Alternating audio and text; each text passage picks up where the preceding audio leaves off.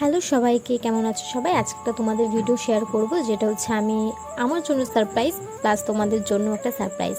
না, আমি তোমাদেরকে টাকা দেখাচ্ছি না। আমি আজকে টিউশন পড়াই 5 বছর হয়েছে। 5 বছরের মধ্যে থেকে আমি যে টাকাটা পার মান্থ আমি ইনকাম করি, সেই টাকা থেকে আমার পার মান্থ আমার খরচা হয় 2,000 টাকার মতন।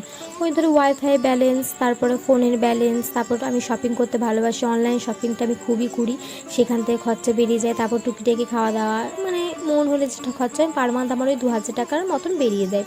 আর বাকি টাকাটা কিন্তু জমে যায়। সেই টাকাটা জমিয়ে জমিয়ে জমিয়ে জমিয়ে আমি আজকে ভেবেছি আমি একটা জিনিস কিনবো, যেটা আমার স্বপ্নের জিনিস।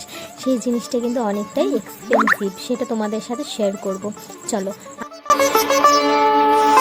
টানটানা, চলো তো বলো তো, তোমরা গেস করো তো নিজেই যে এটা আমি কী কিনেছি। বলো তো আমার এটা স্বপ্নের জিনিস। আমার ছোটোবেলা থেকেই আমার খুব শখ ছিল যে আমি এই জিনিসটা তৈরি করব।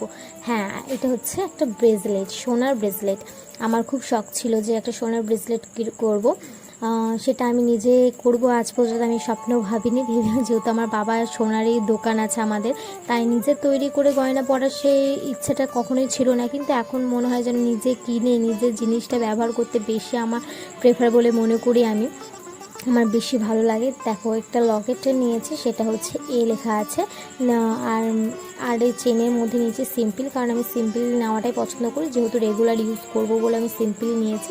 কেমন হয়েছে তোমরা কিন্তু জানিও। আজকে প্রথমবার আমি এর আগে গয়না কিনেছি, সোনার গয়না আমি এর আগেও কিনেছি, নিজের টাকাতেই কিনেছি, কিন্তু এতটা দামি দিয়ে এতটা বড় আমি কিছু কিনিনি।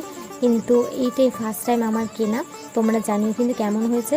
আর একটু সরু পাতলার ওপর হয়ে গেছে, কিন্তু জিনিসটা আমার ভীষণ পছন্দ হয়েছে। এটা আমি বর্ধমান থেকে অর্ডার করে নিয়ে এসেছি। তোমরা জানিও কেমন হয়েছে এটা।